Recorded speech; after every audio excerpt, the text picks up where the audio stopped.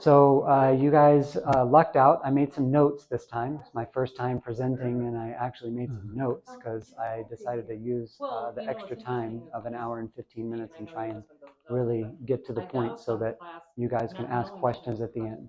So please feel free to take notes. There is an email sign up. I'd love any of you all to be on the email list. And let's go. So I wanted to tell everyone a little bit about myself.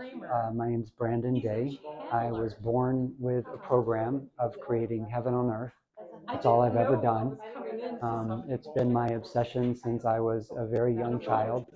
And along the way, I began this life really noticing problems. Problems. My mom would say that I was a very happy child, but I was very serious.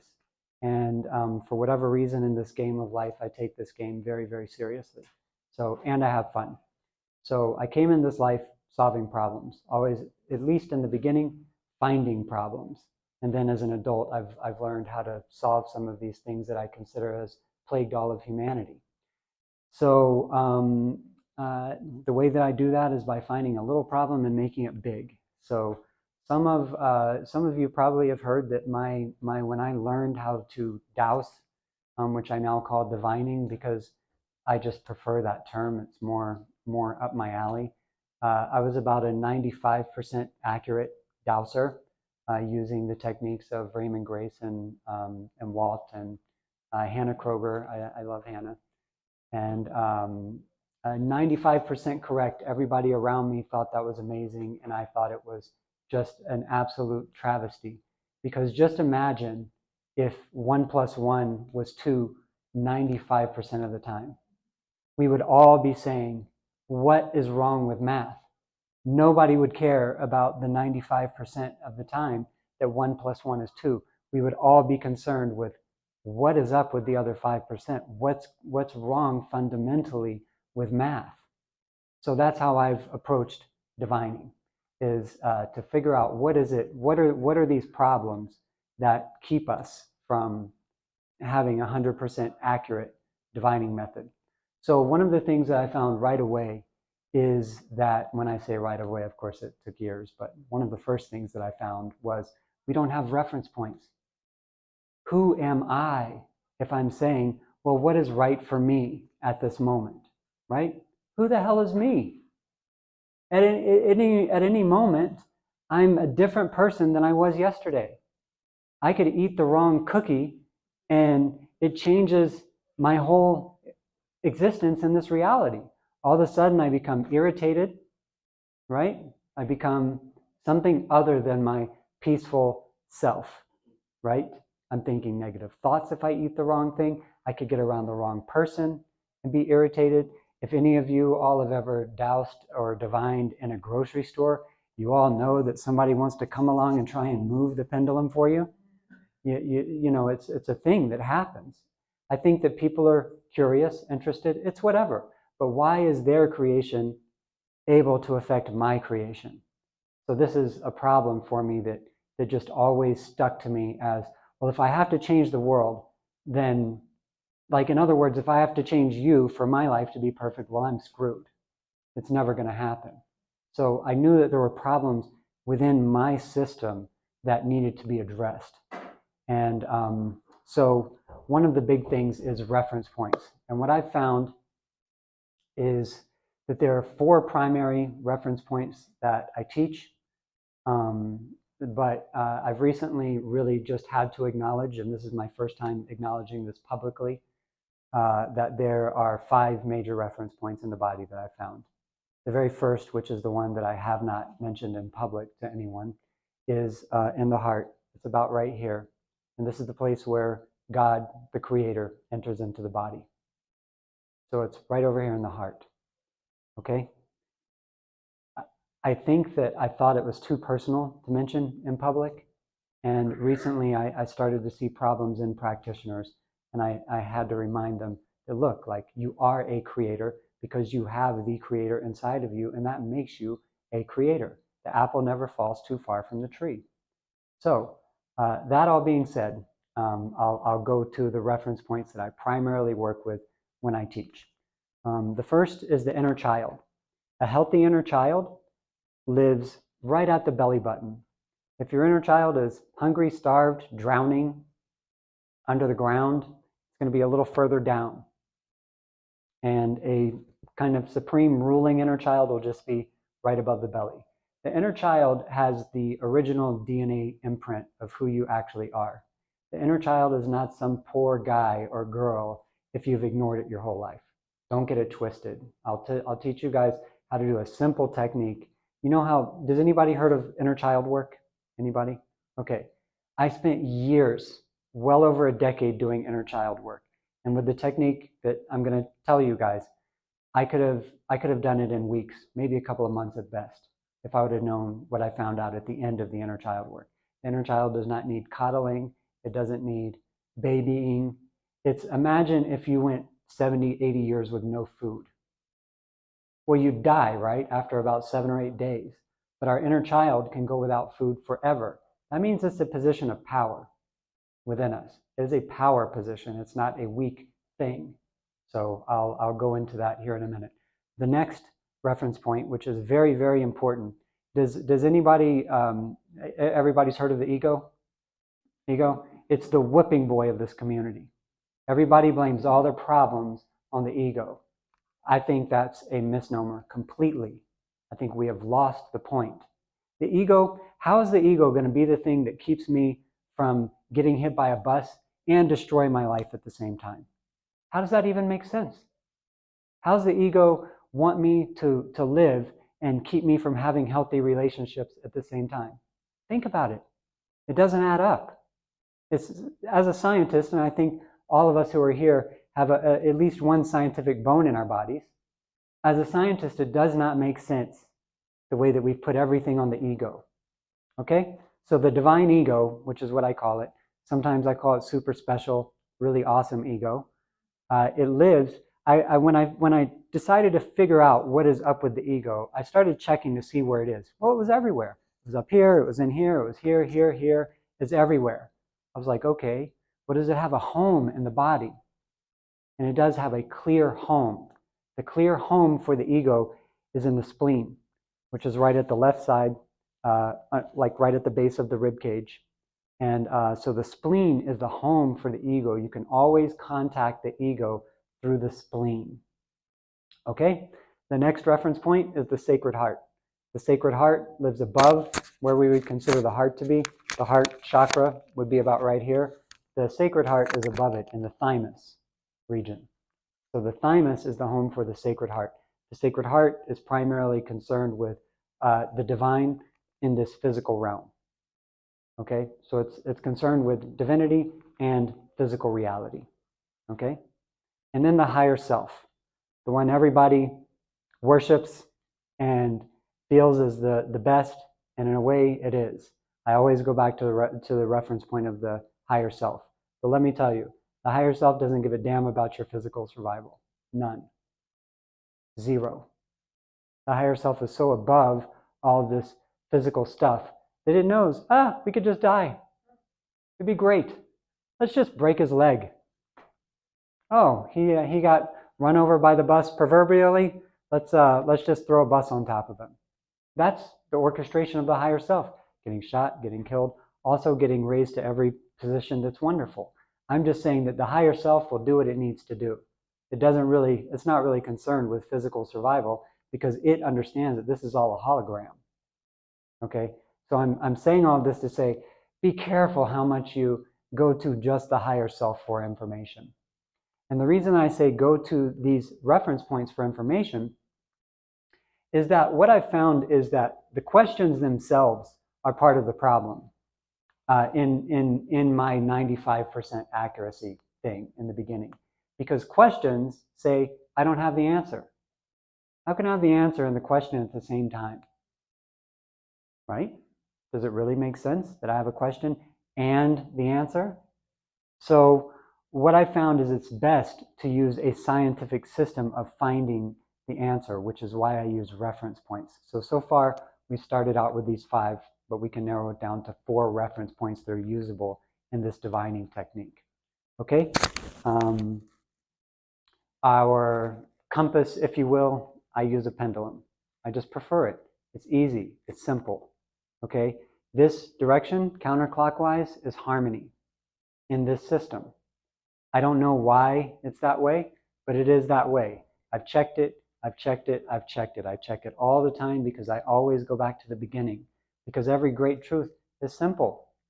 So in the same way that this is yes, that the yes is a clear this way, and that is what it is for people who teach it. This is harmony is counterclockwise. Disharmony is clockwise. Sometimes it's tough for me to even tune into disharmony, but here it is. Disharmony is clockwise. So when I'm checking things, it's like, well, what am I checking for? So to bring this back, all of these reference points develop within you what I call the quantum catalog. And I call it a quantum catalog because you can put anything in it. Okay? So right now, our base reference points that go in the catalog are higher self, sacred heart, divine ego, inner child. Okay? Those are all within your catalog of reference points that you use. And this is what we begin to check things with. So when I walk in the room, I'm saying, okay, I already checked the speaker, right? I'm at the right speaker's spot. Okay, am I sitting on this side or this side? Okay, I'm sitting on this side. This is how I do it. Then I'll take the back row of chairs and I'll say, am I sitting in the back half or this half? And it's all harmony, disharmony. My reference points become narrow. I do it to narrow things down so that it's a quick thing, because my generation of people, we like everything fast. That's just built into me that way, that I don't want to spend forever doing anything. We're really an impatient bunch, and I think it's for good reason. At some point in the future, hopefully, that we're so impatient, maybe we'll do something right quickly. So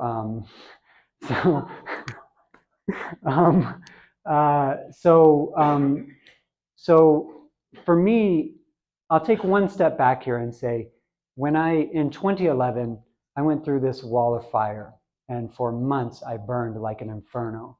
I got into an accident. I broke my sternum, and I knew it was a spiritual thing, so I didn't go to a doctor. I never took a pain pill through the whole thing. And a great magma waterfall poured down my body for just months. It was just magma. I could see it. It was like a flowing waterfall of fire. And I got home after breaking my sternum. I went home and I went to meditate because I knew it was a spiritual process. One of my meditation poses, I lay down like this and I go like this. And I went like this, and there was a bumblebee on my forehead, and it stung me in my third eye. And this nerve fire seared through my brain, and it connected with this magma that was flowing down my body, and I just burned. It was like I just burned for months and months. I just burned, and it would stop. The fire would stop for me to go to the grocery store or do whatever I needed to do, and then I'd get home and I'd start meditating, and it would just light up like an inferno again. So what happened in this process is I did become one with my higher self, you could say. So I say things like me or I, but it's because I went through this wall of fire and there's really nothing left. Like, you guys are looking at someone who is built of fire, as weird as that might sound to you. Because the only thing that survived through this inferno was fire. That's all that was left at the end, was the part of me that's made of fire, the eternal part of me. And so I do say things like me and I, but I've found that it was a stumbling block for me to get here. And it's a stumbling block for everybody to say things like me and I. So when I'm saying things like I walk in the room and I choose this, I don't want to get it confused for you guys, because this system will fail you if you don't use reference points. And you say, well, this sacred heart, what speaker does this sacred heart need to go with? So then you go down the list, you tune in first to the sacred heart, and then you check harmony, no, harmony, no, harmony, yes. Okay, so that's what I'm going to go see. And one of the things this system does is it totally gets rid of your likes, your dislikes, your preferences, because you already know what you like. You've already been there. You've already done that. There's zero adventure in what you like. It'll sap the joy out of you, I believe, just by going with what you prefer. Who cares? Who cares? Why do you really care what you like? Who cares if you like chocolate ice cream? You know, you might find that pistachio is the bomb, and you never knew because you preferred chocolate. Our preferences are always based in the past, and none of these reference points care about our past.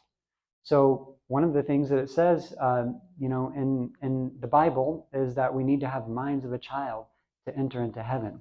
I believe that heaven is a place on earth.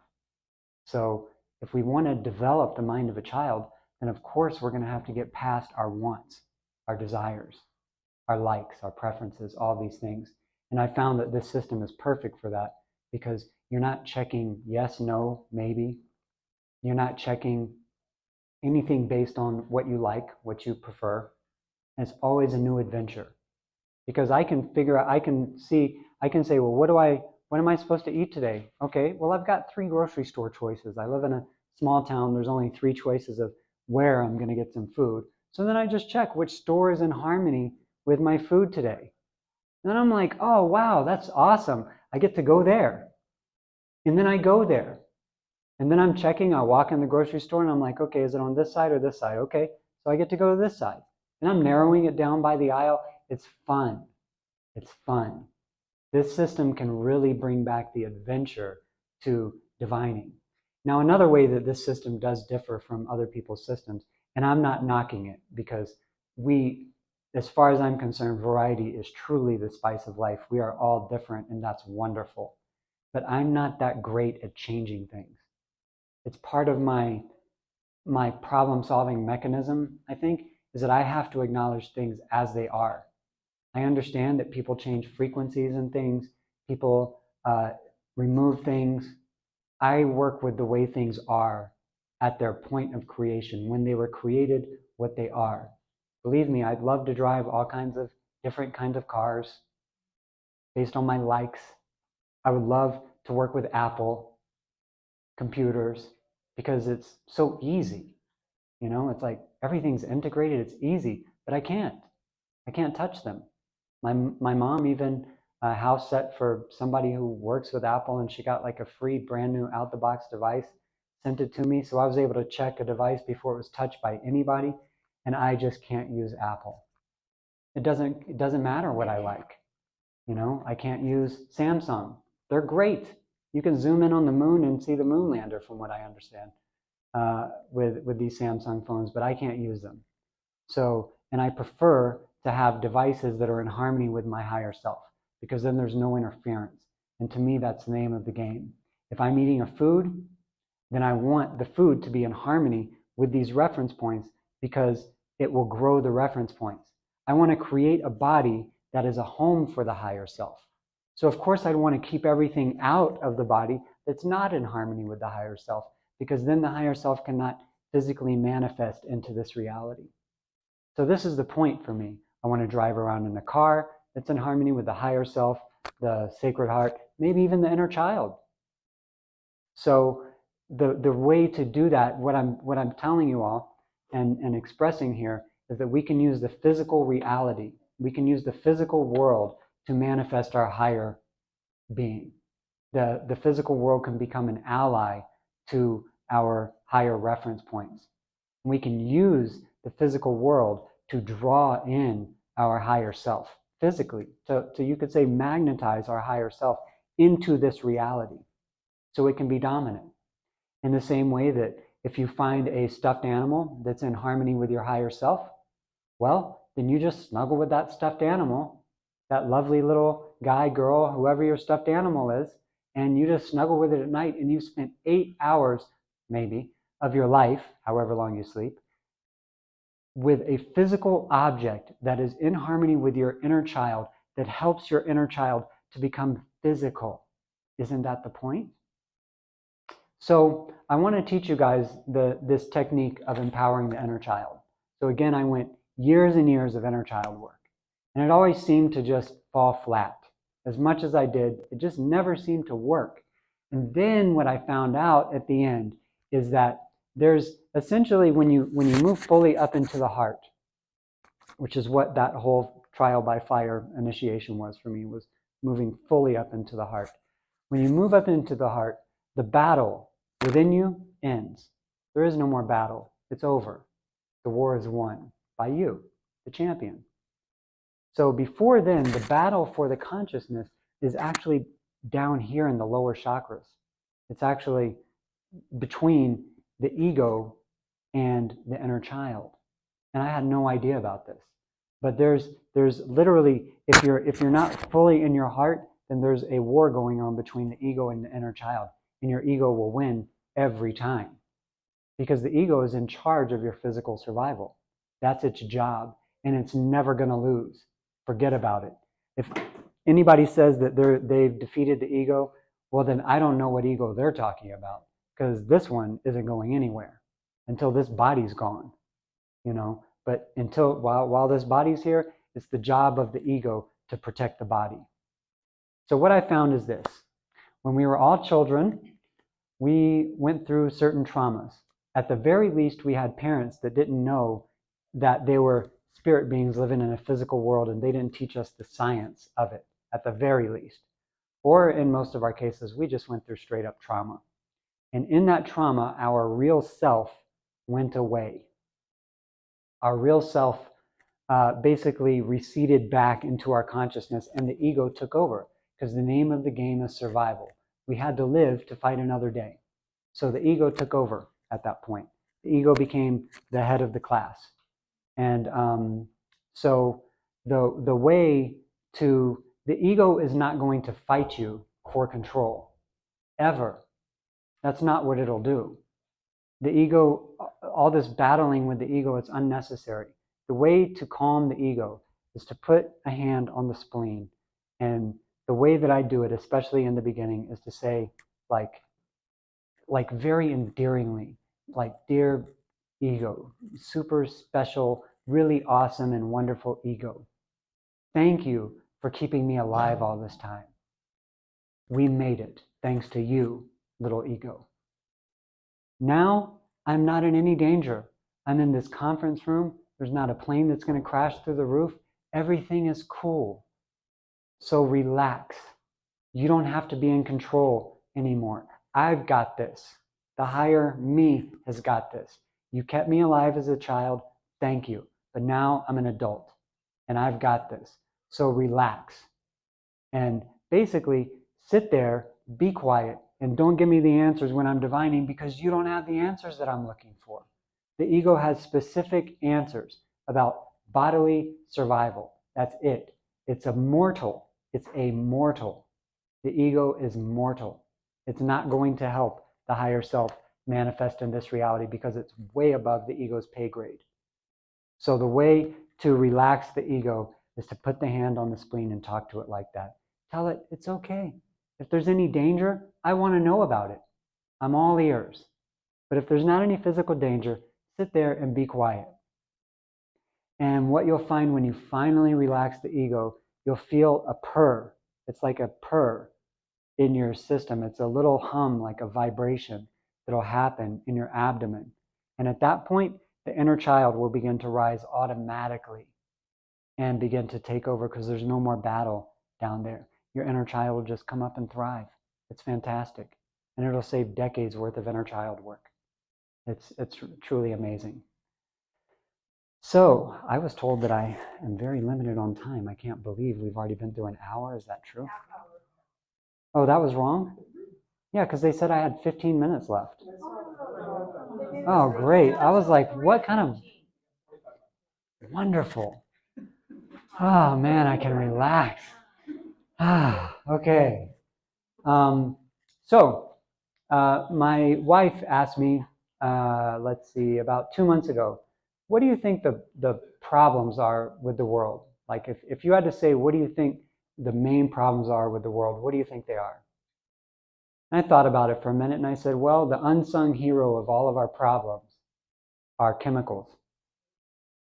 Chemical pain and chemical fear. that we eat, and then we think it's us. Because when we take in energies, we multiply them. Like I said in the beginning, the Creator lives within us. That makes us little creators. If any of you have ever known a child, they're little replicators. They replicate everything. And so we replicate the chemicals that we put into our bodies. We replicate the fear. We replicate the pain. We become fear and pain factories. So a lot of times when I'm divining food, I will actually, one of my reference points in my quantum catalog that's inside of me is fear. And I'll check the food for fear to see if it contains fear. And I don't try and get rid of it. I know that there are people who teach systems to dissolve the fear, to turn it into, I don't know, love, joy, something like that. But that's not what I do. I don't like to change things. It's just not my preference. I like to work with the way things are, the way things were created. So fear and pain that are in chemical forms that we take into our bodies, that are in our computers, that are in our cars, that are in our houses, I consider those to be the unsung heroes of the fallen world. And so that's what I think the big problems are in the world. So you got to look out for those things in this system of like what contains those. Also joy. Joy is a wonderful thing because joy doesn't have an opposite. That joy of the child still lives within us. It's perfect. It's just covered up with this fear and pain stuff. But when we get rid of the fear and pain because we stop taking it into our bodies, then that joy is naturally uncovered. It's still perfectly alive and well. Happiness is different. Happiness and sadness are like opposites. Joy doesn't have an opposite. And all that perfect joy of a child is still within each one of us, believe it or not. It might even be hard to believe, but it's still there with that perfect inner child. Because that's the thing about the inner child. It's really never changed. It might be starving for food. It might be starving for energy, but it's perfect. It's perfect. It's still perfect. And it'll grow in power as it has the room to grow once the ego is relaxed. The inner child automatically will start to rise in your system and express itself. One of the things that I found is eating little foods, sometimes, that are in harmony with the inner child. It's just fantastic. You don't believe how much the inner child loves its own ice cream sometimes. I mean, it's wild. And, you know, I would think that the inner child would like Rocky Road, I don't know, bubblegum ice cream, whatever you would think the inner child likes is irrelevant. Mine is a plain vanilla guy. My inner child only ever likes vanilla. To where I go and travel and things with people and they're like, you went to this ice cream shop and you got vanilla? Like, what's wrong with you? They've got everything here. I'm like, well, you know, that's just what I found worked. So again, with this system, you can use this system to dissolve all of your likes and dislikes. Life becomes an adventure. So I think that those are the main points that I wanted to hit today. Does anyone have any? Oh, one more point, and then questions. My pendulums always match the energy of my higher self. The way that I check is the higher self lives about 3 inches above my head. Okay, so I check the pendulum and I see, is it in harmony with this reference point up here, with the higher self? Okay, and the reason that I do this is because then this little device, which I have just a chain this time because a lot of people use crystals, and I think people get confused, almost like we're getting information from crystals. And maybe some of you guys do, but, and I do. I mean, I've gotten information from crystals, but not while I'm divining. When I'm divining, I just need a clear slate, something outside of my body to act as a little tool just to make sure that I'm being shown the correct way. And so this is part of what I do is make pendulums that are in harmony with people's higher self. That way you don't get any static. And I think that's another major problem that I think in the dowsing world is we're using tools that are not in harmony with the one that's giving us the information. So then there's going to be some static. There's going to be some static if the tool you're using is not in harmony with the one who's giving you the information. It's like being tuned to slightly the wrong channel back when we used to have knobs on everything, and you know, you'd have to do the knobs and work the knobs to make everything tune in correctly. It's almost like the knob is just slightly off, and we'll get static, and that's one of the things that I've found will give us the wrong answers. So, any questions? Can you explain, was it just positioning 3 inches above your head? Yes. Yeah, I test there, yeah. And because that's where I found not only my higher self is, but everybody's higher self that I can find is in, I call it the house of the higher self. It's up above the head. It's up above the crown. It's not high enough to check in here. It's you got to move above it up here. And when something's in harmony with the higher self, what I found is it's in harmony with the rest of the reference points. But if I only find a device that's in harmony with, let's say, the Sacred Heart, well, it doesn't go all the way up here. So I only will use the Sacred Heart pendulum briefly, if anything else, just to help me find a better pendulum. So yeah, I bring it up above my head. First, I establish what is harmony, what is disharmony. You know, I'll always check first, because I like to go back to the beginning. You're always going back to the beginning, the most basic things you can teach to a child. So I like to keep it very, very basic. And any more questions? You started by saying there are 5 reference points in the body. And yes. then there's the heart. The heart was the one that you had sort of kept secret for a while. The place where the Creator entered the body. Yeah, which is over here. Different from the sacred heart. From the Sacred Heart, yes. It's very different. Yeah. Little did I know. How do you use them or distinguish?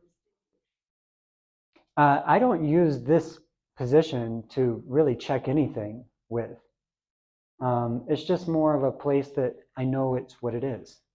I use it to remind me that I'm a little creator too. So I better take some power in this life. You know, I better take responsibility in this life, because I can't blame my problems on anybody. Like, there's literally nobody in this world that's my problem except me. I can be the only one, because if somebody else is my problem, I'm screwed. You know, if some children? Well, no, not yet. Yeah, but I have children that are close to me, and I do understand what you mean, that they're little terrors, and I like to call them. Would be your problem. Yeah, well, I get that, and still, what I found is that what they learn are things from us. So who's the ultimate one who's responsible anyway? It's going to be me. I haven't had children in this life because it's been by choice, because I've known that I was here to make a difference in the world, and I felt that children would sidetrack me and make me forget about the rest of my family, the human family. So I was part of the little program I was born with was to that I knew that as long as one of us is suffering, all of us is suffering. So I've chosen not to have children until I get into a position of power in the world where I'm definitely helping the world to be a better place, and then I'll think about having children. Yeah. Go ahead.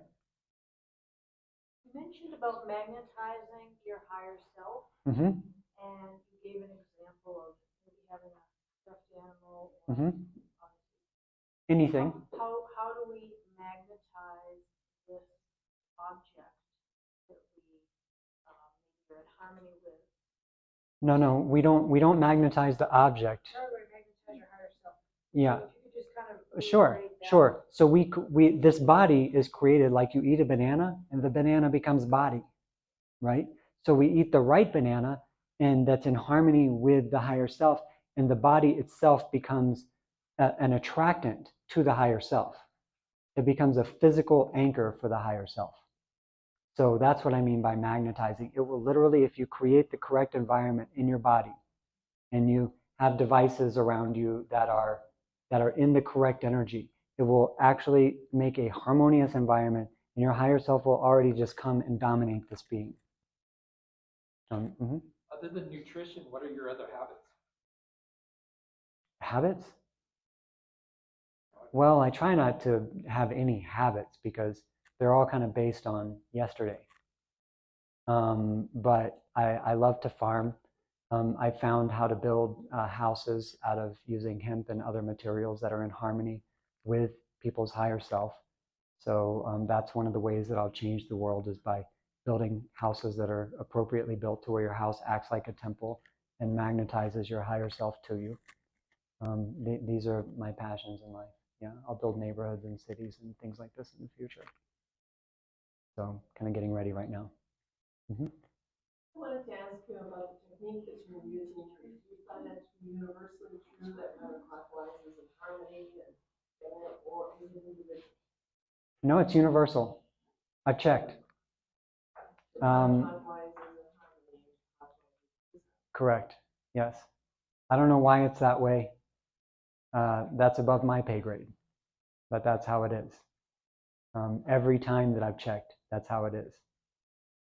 I've seen different evidence in the natural spirals in the world and these kind of things into why it would be that way. But if you look at a spiral from the top down or you look at it from the bottom up, it's going to tell you two different things. The same spiral.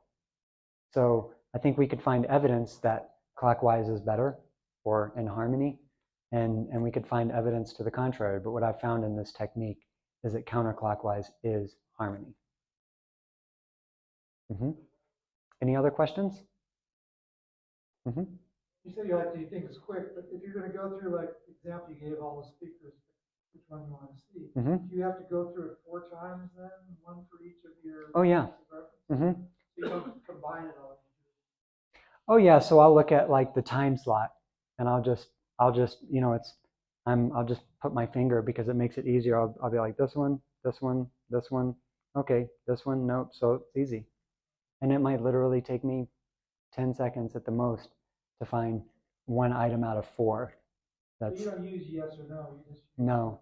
I never use yes or no because the higher self doesn't speak yes or no until it does. Sometimes my pendulum will just be like yes, and I'll be like, oh, that's weird. Is it saying yes? Because it still knows that I know the yes, no, maybe technique because I learned that in the early 2000s. So sometimes, rarely, maybe once a year, it'll just swing out a yes out there, and I'm like, huh? It's yes, and it's like yes, and I'm like, is this in harmony with a yes? It's like then it'll show me harmony. I'm like, wow, that's weird. Okay, yes, it is. But what I found is that the yes no is a dualistic system, and the higher self does not work in duality like that. So. And I'm sure that system is good for some people for some time. I'm not knocking the system. I just think that it doesn't speak the language of the one who you're getting information from. And if you want to get information from somebody, you should try and speak their language, because that's the easiest way for them to communicate with you. Do you use your dowsing system for water dowsing or other I do. Like when I walk onto a property, I'll say, okay, is there water, potable water that wants to come up and be with these people? And if there is, I'll get a harmony. And then I'm like, okay, well, is it over here? Is it over here? First, I break whatever, 40 acres, 100 acres, 1 acre, I break it in half, right? And then I'll check and see where it is. And then I'll break that half in half. Now all of a sudden I've got a little territory to work with. And then I go like this because one of the things that you guys probably already know this. I learned this from an ASD conference. But if you put one hand on your third eye, it increases your ability to divine. If you put one hand on a kidney, it increases your ability to divine. For some reason with water, when I learned how to water douse, I learned with Trent out of Saratoga Springs. At the ASD conference in New York, they said he was the best. So I paid him for an hour and a half of his time. I asked him questions for an hour and 15 minutes. And then I said, okay, now just tell me a well, like name a well, and let's see if I can find it. And I went and I found it, and I said, okay, it's right here. It's running this way. It's this wide. It's this deep. Here it is. And he's like, wow, we've had a big debate whether it was here or here. I guess maybe you found it. And he said, you're really good at this. Maybe you can do it without tools. And I was like, well, how do you do that? He's like, I don't know. So I asked the water. Who else am I going to ask? That's the thing in this system is it gets you down to the basic. Who am I going to ask about the water? So I asked the water, how do I find you without any tools? And it showed me. It said, just put your hands like this. And I put my hands like this, and it just bent me over like this. And I just laid on the ground in front of everybody, just sobbing for like a half an hour. Because the emotion of the water just made me just cry these tears of joy.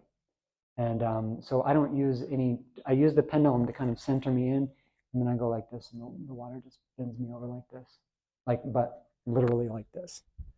Yeah. And when I lock into it, I mean, it really like tightens everything in my body. But how can you get depth and flow and those things? Yeah, so I can use the pendulum for those things, or I can use the body for those things. Yeah, but you'd be going up and down. Exactly. And it's very tiring. Like, it's exhausting because it tightens my whole abdomen, like really tight, and kind of pulls me. So it's exhausting. I like to use the pendulum, and I never douse more than 1 well a day. Now, do you have your system written down? It is written down. In what kind of form? Well, it's not public yet. If you look at quantumdivining.com, it's on my business cards are on the table. I have a mailing list here. I'm just getting my website online. No excuses. I should have had it done by now if I was going to have it done by now, but it's not. I've been in the midst of a housing rehabbing a house, and it's had my full focus. But I have the website. It's up. There's a video up there, and I'm beginning to fill it in now. But I'm basically going to offer a course for people, beginner, intermediate, and pro level courses, and you can learn it there. But I give all the basics away. So if you just check out that website, you can check out our YouTube channel. If your phone scans QR codes, my flyers that are on the table has a QR code on it, and it'll take you to all of our YouTube channel and all of that stuff. I give away most of this for free, but the fact is, I think that people do better when they have a course. So I'm putting a course out there for some amount of money. I'm not sure what it's going to be yet. But I think, if somebody's adventurous and brave enough, I think that anyone can really do this based on what I've given away for free. But a lot of the times it's good to move ahead as quickly as possible too. So that's what the course is there for. But I always come back to the same stuff. Any more questions? Okay, well, go ahead. Can you explain more about the magic of being on fire? Do you feel like you're burning? Oh yeah, I was burning. I mean, I was having to meditate to stay alive because the pain was trying to push me out of my body, and so the pain was very intense from the fire at first, and by the end, it was like just a comfortable. Do you know how fire looks comforting? By the end, it felt that way. It felt like this comfortable flame, but I've always kind of been able to just close my eyes and see what's going on inside. So I could actually see the fire. I could actually see the magma waterfall that I described, the nerve fire. It's funny, when the bee stung me, I immediately thought of chemical weapons, like immediate. I was like, oh my God, like this must be what the military designed to like kill people. I'm like, this bee, I was like not worshiping, but worshiping this bee. Like, please, mighty bee, please do not sting me again. I'm begging you. You are the mightiest, because it just sent. And then I found out about bee sting therapy, that people actually use bee stings on their spine and stuff like this to remove toxins. When I checked my pendulum after the whole thing, it removed over 20 years of toxins in one sting, because it got me in the right place. And it seared right through the center of my brain, right down my spinal cord, connected with this other fire, and it just burned. It just burned. So this is sort of a Kundalini awakening. I think that's what they call it, the Kundalini awakening. But I don't know. And I've heard of other people touching the fire, but like people like Tom Kenyon talk about the fire, touching a fire, burning for some time. But I was aware that it was a wall that I was meant to walk through, that it wasn't just something that was to come. And the fire is a really interesting thing. I'm glad you asked this question, because I will tell you guys something else. Sometimes it'll start just like a little irritation. Like you might find a little thing that's burning just beneath the skin, somewhere. And if you just relax and focus on it, your whole world will catch on fire. I think all of us there's this wall of fire is trying to bring us all to the other side of this wall of fire, because that's where our true self is. There's actually part of all of us that already lives on the other side of this wall of fire. But because I was aware that it was a wall, I was able to stick with it for months and months until I just burned away. Everything was gone other than what was fire. And then periodically, after a couple of months or a few months, it would come back and it would just light me on fire again and burn any residue that was there. And then it went away, and now I kind of miss it. Yeah, it's like a warm friend. It's a consciousness, the wall of fire. It's conscious. I can't really explain to you how, but it would turn off when I needed it to turn off, and it would turn on right when I needed it to turn on. So it's a consciousness. Yeah, and people talk about it. You'll see things online about it and stuff. But most people talk about it like it's a state. I was aware that it was a wall. And when you look at, we all say, well, as above, so below. And recently, after I went through the wall of fire, is when Voyager 2 or something like this, one of the NASA things, they say it hit a wall of fire on the outside of our solar system. And this wall of fire, you can look it up, massive wall of fire, and you'll see it. There's all kinds of articles about this wall of fire on the outside of our solar system. And so where I say that I am now is what I call the realm of the immortal gods. But I don't call it that lightly, because lots of people say, well, I'm a god, you're a god. Well, I'll tell you, if people who know, if there is anybody who know the awesome responsibility of, if you think a negative thought, it will ruin your whole life, you wouldn't be bragging about being a god. It's nothing to be braggadocious about. It's nothing to brag about. It's a serious responsibility. So I think we're kept in kind of a sandbox. And once we go through the wall of fire, then we're able to kind of play in the world at large. Until then, we're kind of kept safe from ourselves, from our own negativity and things. Mm-hmm. You said that food contains fear and pain. Yes. You're talking about processed food? Any food. It could be organic. Absolutely. Who owns the company? Their energy is going straight into the food because they're the owner of the company. So you got your dough, so what's there? Now, Mm-hmm. you said that you don't clear it. No, I don't. I used to. So what do you do instead? I just find what's in harmony with the reference point I'm looking to grow. So you don't even buy it or eat it. And once you bring it home, you find it's not in harmony. Well, that's a great question. One of the problems that I found is that packaging works in all dimensions. Things are packaged in higher dimensions, so a lot of times I cannot feel things through their packaging. So I have had to buy things. The packaging was perfect. I mean, the packaging was like the best energy ever. And then I open it up and it's like, oh, I can't eat that. And then it just goes in the compost. So that's a great point that you brought up, because there is a difference in my quantum catalog. Food and poison are two different things. Food is something that's a food. Poison is something that's a poison. So you could eat both of them. But I distinguish those within myself so that when I check to see if something's a food, well, then it's a food if I find that it's a food. It's not a poison. So, Are there other emotions tied into food? Emotions? Joy. But I don't think I've found anything besides just joy, fear, and pain. Fear and pain are the big ones that I had to really get a hold of. Because I noticed when I would eat something, it would just change my whole mind.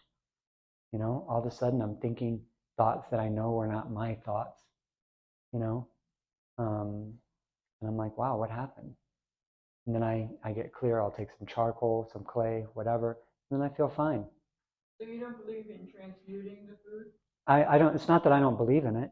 I believe some people can do it. It's just not my interest.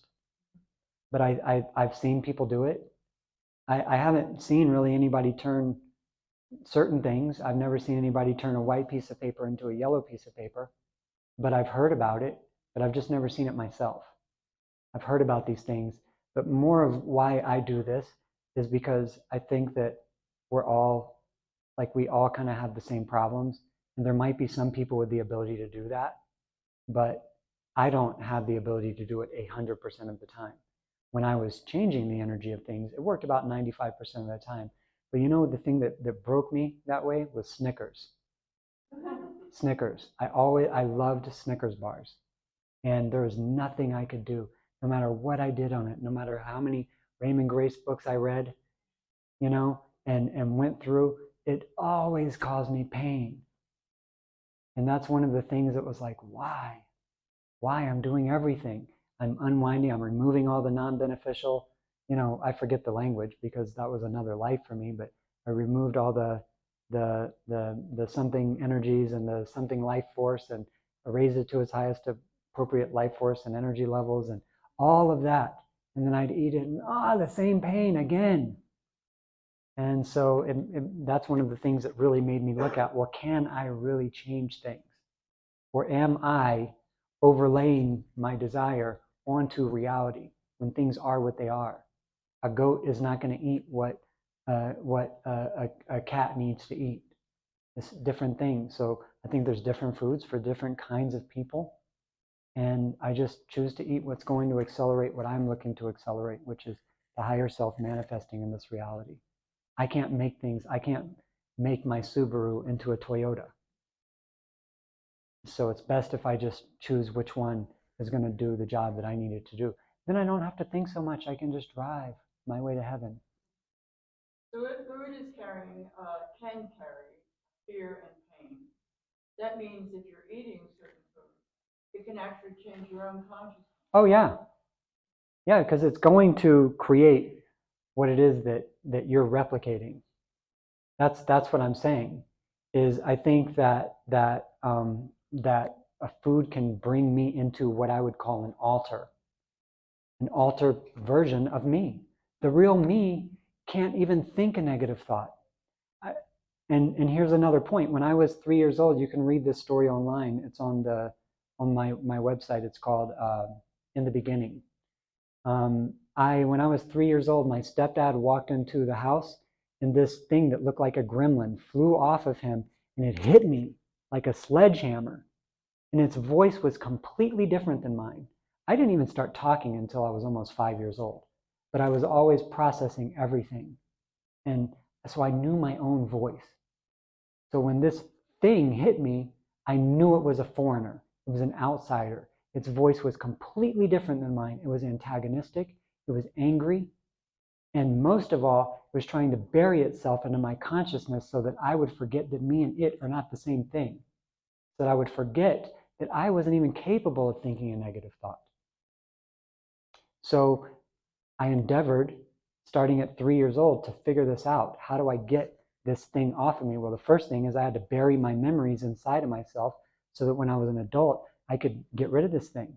Because as a child, I had little child power. I couldn't do anything.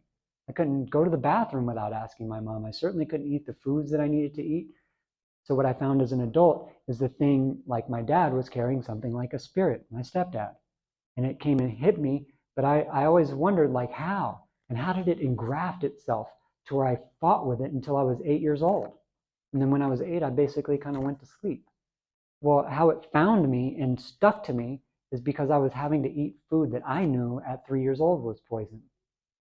I was one of those children that I would sit at the table from breakfast to lunch to dinner because I refused to eat the poison. But ultimately, they won because I wanted to go play some, you know?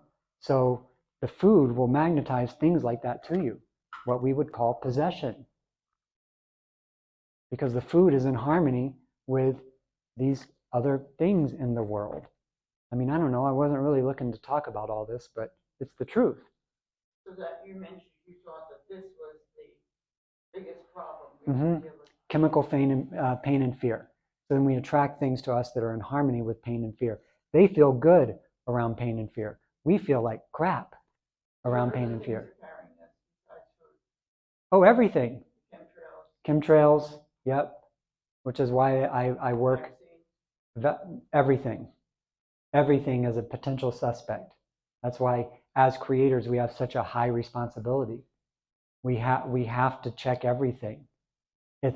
I know it's hard, I know it's difficult, but it's rewarding and it's worth it. And once you get your system down, it becomes fast. It's just that people don't know these things. So once you know, it becomes a lot easier. And another thing that I found is that when you divine with an open-ended system like this, we get a lot of mercy from above, just because we're trying. We get a lot of mercy from the world above this one. You had a question? Yeah, I guess she asked a couple of points I was trying to make, but in your system, how do you get beyond yourself? When I come to you and say, you clear the toxins in the system, Mm-hmm. is this an individual experience you're having? I don't know. When you're saying, how do you get beyond yourself? Yeah, I mean, you're talking about being able to check your world. And sometimes it feels like you're living in a cocoon because there's so much out here that's barraging us. Mm-hmm. But you are evaluating all the things that are important to you. Mm-hmm. To stay in your higher self or stay in your purity. What about if I came to you and said, can you help me with it? What would you do? Well, it's interesting. I went to Mexico 2 or 3 days ago, and the owner of a store down there asked me the same question. In fact, she was like, you're meant to be here. I know her, but I was just going to go pick up some things from the store. And she said, I need a balancing session. I know that I need a balancing session. That's what she called it. But ultimately, what I found was through her father's side of the family, there was a type of possession, and that had her locked in these energies. So I gave her the information. I said, this thing came to you when you were a child. It was done so you could survive. See, what I found is that nothing is truly working against us. It's that we don't know how things are working. We don't understand altars. We don't understand possessions. We don't understand these things. And that makes them our enemy, not the things themselves. What I found now, because I'm a professional at removing entities, exorcisms, removing curses on land, is that the demons themselves will come to me and tell me, hey, look, you've got to tell the person this so that I don't have to come back again. So I'm not finding that anything is against us. Anything. When I find a vampire, what do? Well, I say, do I have something that's in harmony with you? And then I give it to them. And then the vampire shoots up to the sun or somewhere and is like this incredible light being. It's no longer this being that I have to fight against. I just fulfilled it. It can't take anything that belongs to me. It belongs to me. So I've found that there's knowledge that we don't have. So as far as if you were asking me how I could help you be yourself, I would find what was there that's not yourself. And then I'd educate you about it. And yeah, like I found with these demons, when I remove them, they're good people, actually. They're not actually against humanity. That's what I found. I don't know if everything changed at the 2012 event. Maybe the world was at war before 2012. But I've certainly found since then, I don't believe there is a war. I don't see it. Every time I remove a demon, the demon comes right to me and says, hey, tell the person this. Give them this information so that I can be free too. And then they go on about their business. I don't fight anymore. That's why I call it divining and not dowsing, because I'm not trying to hit anybody. I'm not trying to change anything. I'm just trying to figure out how this world is working for our ascension, our enlightenment. What is it that this world is trying to give us? How do we access it? How do I become who I am, truly, who I was in the beginning when I was born? How do I become that? Well, I have to remove everything that's not it. I have to stop taking in objects that are in harmony with everything else except the original self. I hope that helps. You're welcome. So how are we doing, time-wise? 15 minutes. So any more questions? One more question here. Can you give us an example of how, let's say you're in the grocery store, you look at it, Sometimes. okay, so how do you do that in the grocery store side? So first, my reference point. A lot of times, my wife seems to think she has a pocket diviner that will do everything for her. So, and most of the time she's correct. So my reference point might be Corey's health, right? That's my reference point, is her health. So then her health, and then I'll just be checking. Oh, this section, nope. This section, yes, okay. You know how the meats come in like down here and then up here? So I'll check and see if it's the up here rack or the down here rack. And then I might go to, splitting those in half. And eventually I find that it's this one lamb chop. I'm just saying. She hasn't eaten lamb since she figured out it was baby ram or whatever they are. So my dad told her, and he got a kick out of it because dad's an old farmer. She thought lamb was a being, like a full-grown being called lambs, not sheep. So anyway, she hasn't had lamb chops in quite a long time. But then I would find the exact one, like the specific one, not just the chops, but the one, because everything has its own individual signature. Just like we all have an individual signature, so does every steak. So I find the one that is going to increase her health, or that is going to, she might say, find one that's in harmony with my higher self. And I'll find one that's in harmony with her higher self. But most of the time is vegetables and things like this. And, again, just to be really extrapolate on this, what if you found a seed catalog that was in your higher self energy? And then what if you went down the individual list of seeds and found different seeds that are in your higher self energy? And then you plant those seeds. Well, and then you're working with a garden that's in harmony with your higher self, where you don't even have to eat the food. It's all an environment that's in harmony with your higher self. That's what I did. I used Baker Creek, mostly seed company, but I can't just eat everything heirloom. No way. I think there's been a lot of genetic experiments going on for a long, long, long, long time. Pre-ancient, super ancient experiments. So I don't just eat something because it's heirloom organic. No way. Unless I want to create hell on earth. So, any more questions? Okay, so I'm just going to quick look at my notes and make sure I touched on everything. So the mind of a child and original self is something that I want to be very clear about. Who you really are, your real self, cannot even think a negative thought. If you're thinking a negative thought, it's not the real you, period. That is a version of you. And so what you will find is that as you go along with this process and you stop taking in foods that are not in your energy, you'll naturally, your positivity will automatically happen. It's not something you have to make an effort to be positive. Like I would have to make an effort to be negative, because I understand now that the world is trying to work for me. The universe is working for me. It's just that I've got to figure out how. So original self is the mind of a child. And that original self still lives within each of us. So it's a matter of removing everything that doesn't belong. Okay, that's one point. Harmony with the source of information. So that's why you need to have a pendulum, in my opinion. It makes it easier anyway. If you have a pendulum that's in harmony with the source of information, with whoever you go to for information. Because again, today, me is going to be different than who me is 10 minutes from now or 10 minutes ago. Me, I, it's like, who is that? That's not a reliable scientific way to do things, to say me and I and what's right for me. That's why you want to go to your reference point, figure out who you're eating for, figure out who you're buying the device for, figure out who you're staying in the hotel room for, which hotel is in harmony with my higher self, because I want to sleep in, that environment. So you want to find what is in harmony with the source of information. Sometimes in the beginning, I needed to eat for my ego.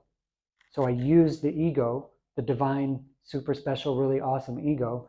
I used that ego as a reference point. And I ate a few foods that were in harmony with the ego, just to say, hey, you're important to me. You're important to me. Come to find out, it didn't really need any food. It just like needed some attention. But the thing with the ice cream, that's been very real for me. The thing with the vanilla ice cream. Like you ask my inner child what it wants, vanilla Haagen-Dazs all day long. But I don't give it vanilla Haagen-Dazs all day long. But all day long, I am making sure that the ego is nice and chill so that the inner child can just play within this being, play within this reality. So I think that is that's all the notes that I had, and I think that we touched on basically everything. Is there any more questions? Let's go back to your fire experience again. Oh, sure. How did it change your life? I didn't understand exactly what it did to you. Well, I can tell you, like my wife, she does therapy for people, and she gives me scenarios sometimes, and I like. Do you know the kind of pain in life that you're like, I'll never forget this? I'll never forget this. Well, now I have a memory of the pains before then, but I can't pull up the feeling, like the actual feeling of the pain and stuff, because I lived a very hard life, and but all that old pain is gone. A lot of those old memories are just gone. They're just gone. That's an old self that is literally like, I can open up the book and read the pages of this old self, but I can't feel its emotions. It's not like I have a memory of the feeling of the emotions, but I can't feel its emotions anymore. I don't know. It's wonderful. That life was very hard. I mean, the world in that reality, I think that the things that define the sort of third dimensional world are pain, suffering, and death. I mean, I'm sorry to say it, but that's like the 3D world is a mortal world. And it's not our home. Mm-hmm. Do you think all of us need to go through a baptism of fire? Well, I think we all will, one way or another. I think a lot of us will lose our bodies before going through it. But I think that, too, that people like me who are aware that it's a wall and can actually go through it, I have a lot of students who hit it, and I coach them on how to deal with it without making it go away and how to walk through it. I think it makes it easier for everybody else. It makes it all, the 100th monkey thing. It makes it more accessible to everybody else, the more of us who walk through it. So, but I think one way or another, my dad, when he left his body, he went around for 4 days fixing the world, fixing all of the problems that he created in the world. And then he shot up and went on. And I imagine that wherever he went, he had to go through the wall of fire. Okay, 5 minutes left. Mm-hmm. You personally went through the wall of fire, and you mentioned other people did, but is it possible that other people go through what is that a wall of fire might be on an emotional basis, not just? Sure. I think the hot flashes for women are largely related to a wall of fire. Because when you look at it, women always come through that a hell of a lot wiser about the world and about their emotions and about everything. So I think hot flashes are a form of the wall of fire, Sacred Heart initiation. What about just traumatic experiences that push you through? I don't know. Yeah, I don't know. I mean, I went through a lot of those, but this fire was different. It was an inferno. It was just different. It wasn't anything that I could. It wasn't emotion. I couldn't get emotional about it. It was just fire. There are people that spontaneously combust. Mm-hmm. They get to that. I was certainly thinking that when I was going through it. Yeah, I was certainly thinking if I wasn't meditating like my life depended on it, I felt like I could burst into flames.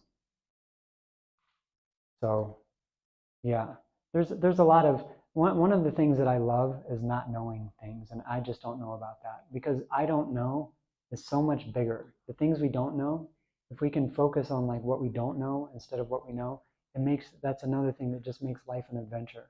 Like, I don't know what grocery store I'm going to. I don't know. I know I need a new car, but I don't know what kind it is. I know I'd like a Toyota. They're super reliable, all this kind of stuff, but I don't know. I know I need a new house, but I don't know where I'm going to go. So, you know, I divine on a map in the same technique. And I found places that I needed to go and places that I needed to take people. And I would take them to the spot where it's like, you know, we've got to drive,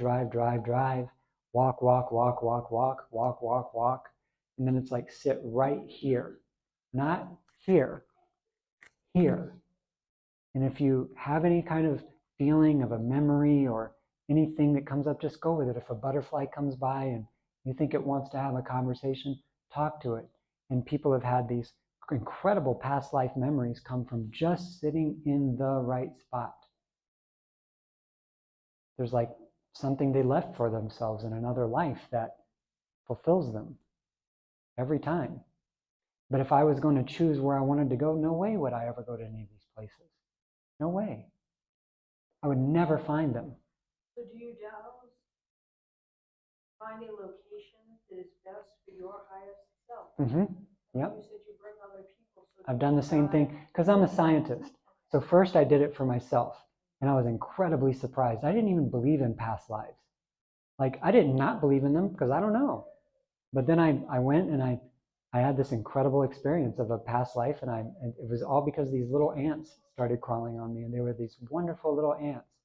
And I had this whole memory of an earth cataclysm where I was taken under the ground by these ants to survive it.